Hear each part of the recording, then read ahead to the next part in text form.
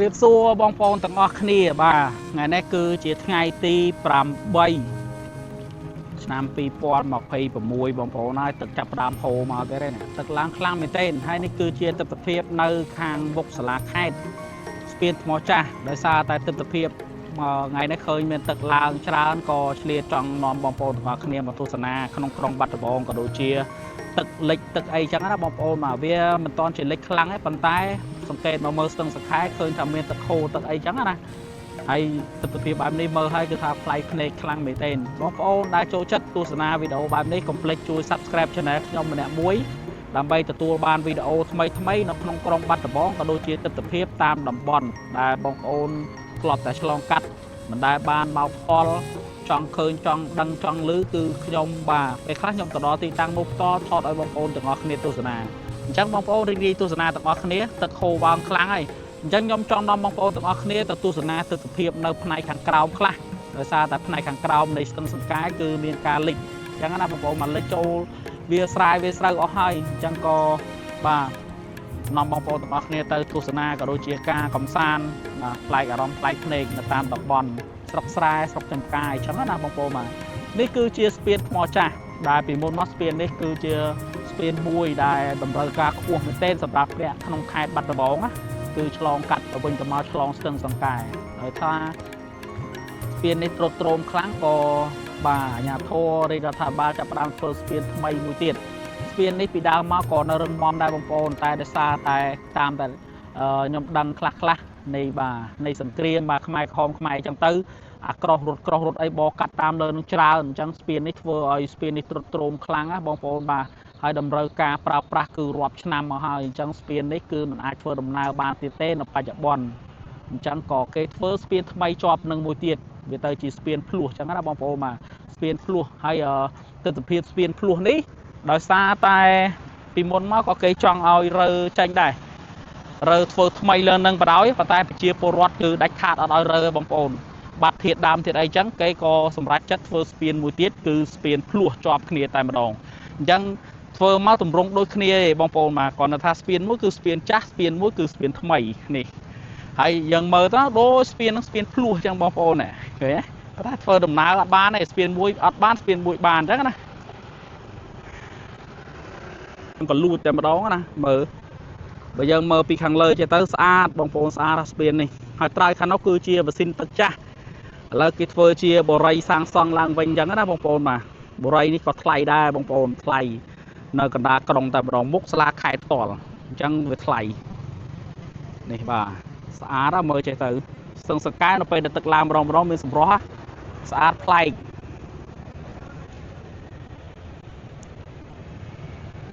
ហូរលឿនដែរបងប្អូននៅខាងសំឡូតភ្លៀងរាល់ថ្ងៃអញ្ចឹងហើយគេបើកទឹកទំនប់យើងធំមាន2នៅខាងទំនប់សេកសដែលគេហៅថាទំនប់ចិនមួយហើយនិងទំនប់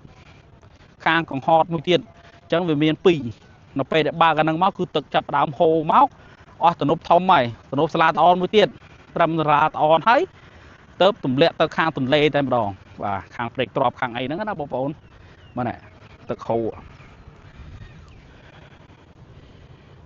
ថ្មចាស់នេះបើនិយាយពីខាងក្រៅមិនសតែសម្បុកតាជាកម្មដែលវាមករស់នៅលើនឹងអញ្ចឹងណាបងប្អូនបាទអូហូរខ្លាំងដល់នេះ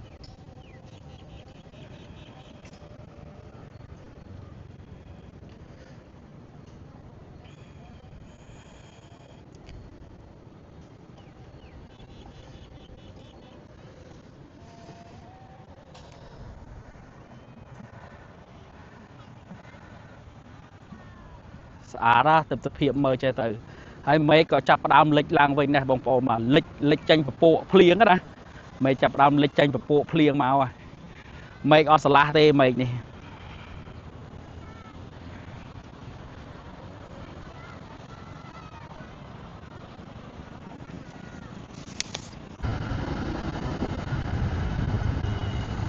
បាត់ដំបងឲ្យតែពេលរដូវទឹកស្ទឹងឡើងចេះបងប្អូនគឺថាទេសភាពមើលឲ្យគឺត្រជាក់ភ្នែកខ្លាំងមែនទែន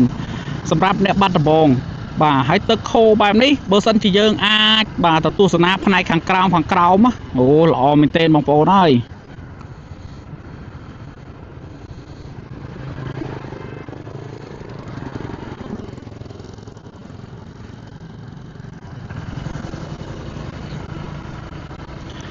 ហើយមើលមេឃបងប្អូនហើយស្រឡំបើមើលមេឃឡើងឡើងពពកខ្មៅមកទៀតហើយ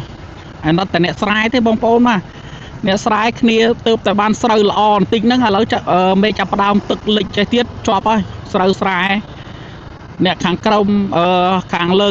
ដូចអ្នកបាត់ដំបងនៅកណ្ដាលក្រុងអីគេថាសុបាយណាប៉ុន្តែបើគ្នាជាអ្នកស្រែវិញវេទនាបន្តិចហើយបងប្អូនដោយសារតែទឹកចូលបែបនេះគឺស្រូវចាប់ផ្ដើមជាប់ហើយស្រូវចាប់ផ្ដើមមានផ្លែហ្នឹងនេះបងប្អូននេះកន្លែងដែល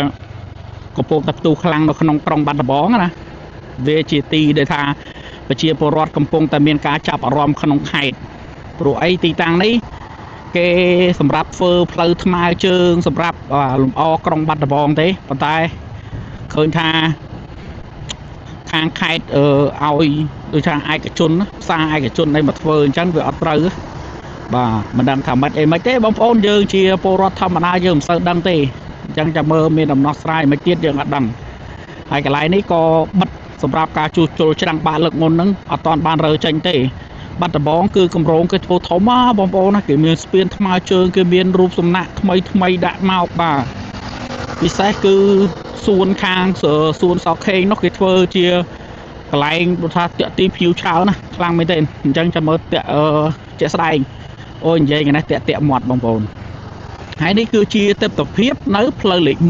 1បាត់ដំបងផ្លូវលេខ1នេះបើនិយាយពីថាកន្លែងស្អាតផ្លូវលេខ1នេះស្អាតជាងគេក្រៅពីផ្លូវលេខ1នេះបងប្អូនច្រឡំហួសទៅដល់ផ្លូវលេខ3ហ្នឹងយ៉ាប់ហ่ะ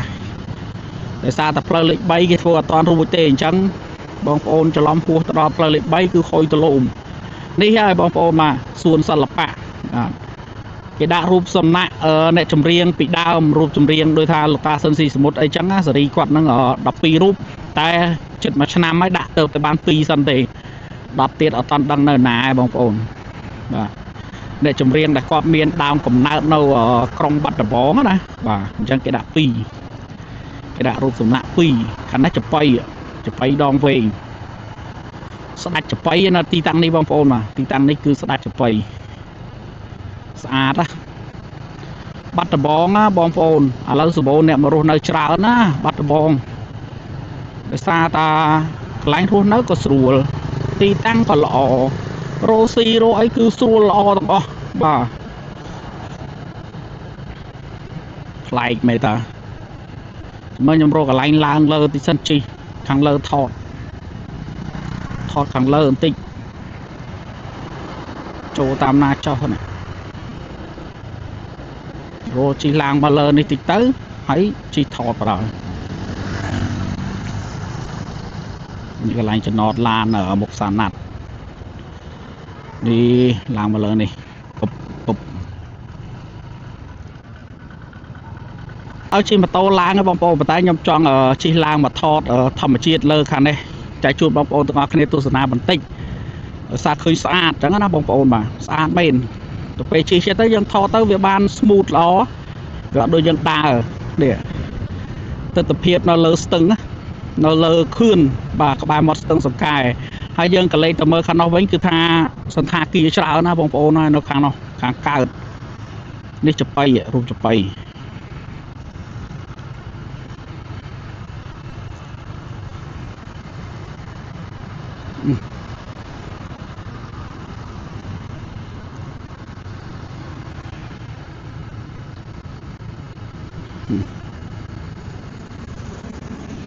បត់ទៅវិញសិនទៅចេះទៅ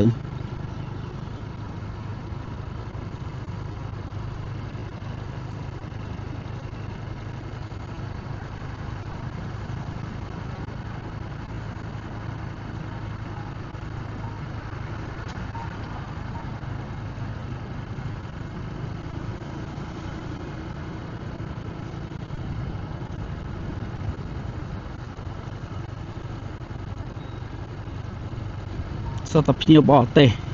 គាត់មកលេងបាត់ដំបង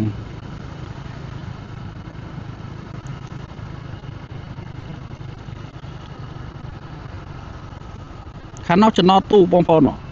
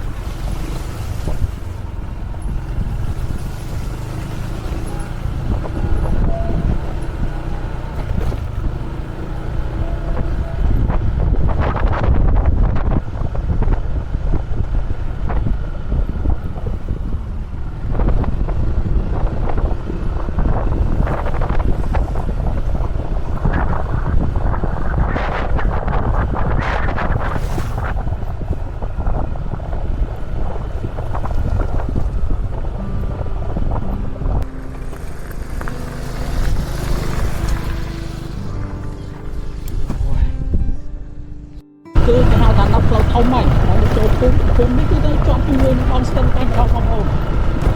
មកទឹកបងប្អូនហើយកំដៅឡើងនេះឡើងខ្លាំងដូចមុននេះឡើងខ្លាំងដូចមុនលិចតាមផ្ទះទៀតហើយអូផ្ទះនៅក្នុងហ្នឹងគឺมันមានអីច្រើនសម្រាប់ការលើកឆ្ពោះលើកអីទេបងប្អូនតែទឹកឡើងមកគឺត្រូវជួនស្រាច់ទៅលើកតាមនេះលើកខ្លាំងដល់មើលនេះដៃអូបែបចូលដៃអូខ្លះទៅស្ទឹងកាត់អានេះទឹកជាប់លេងទឹកទៅបងប្អូនក្រោលគោក្រោលអីតាមនេះគឺលិចហើយតាមនេះទឹកទៅនេះអាស្ពាន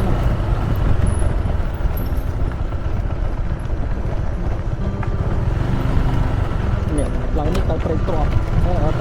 តាមស្ពានព្រៃទ្រាប់ស្ពាននៅឆ្លងស្ទឹងក្រោយវាធំជាឆ្លងស្ទឹងក្រោយនេះ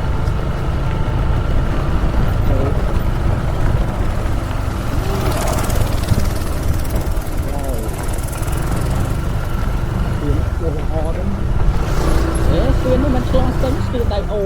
មកស្ទឹងធម្មតាដៃទៅតាមអត់វិញផ្សេងតែនេះឡំ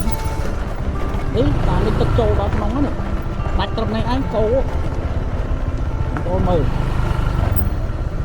អូទៅអត់កើដាច់ផ្លូវហ្នឹងដាច់ផ្លូវត្រឹមនេះហើយតតដើរចូលហើយមើលនេះបើទឹកឡើងខ្លាំងមកផ្លឹបកន្លែងគោហ្នឹងតាមនេះសើទឹកទាំងអស់អានេះដៃអូទេមិនមែនស្ទឹងទេព្រោះអីស្ពាននេះធ្វើឆ្លងស្ទឹងមិនកើតស្ពានទូចញ៉ែហ្នឹងមើលទឹករីកមកដល់លើផ្លូវហើយនេះបងប្អូនមើលទឹកនេះនេះស្ពានទូចដែរទេធ្វើឆ្លងបើសិនជាឆ្លងស្ទឹងសង្កែទៅមិនរួចទេស្ពានប៉ុណ្ណាគាត់តែឃើញមកពីអីស្ទឹងសង្កែឆ្លងទៅលើសិនតែជាកន្លែងដែល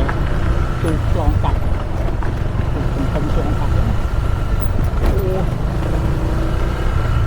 អូឆ្លងតាមនេះមកខាងអីវិញកាត់កាយគាត់វិញ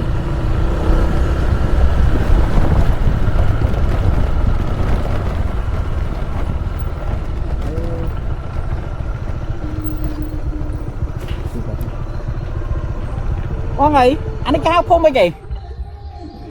បាទរែងទ្របអីហើយយើងទៅត្រង់ចេញតាមណាវិញទៅត្រង់រហូតតាមភូមិគេរហូតមកស្ទឹងរហូត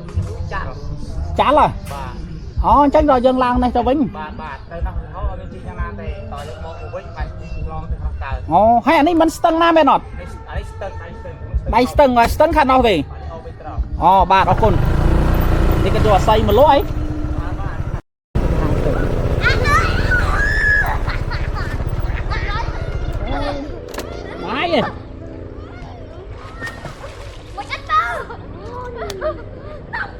អូសบายไปrồi ô thử sbay bao cái này đâu vậy chi cái đóng không thôi ngại chi cái đóng khó à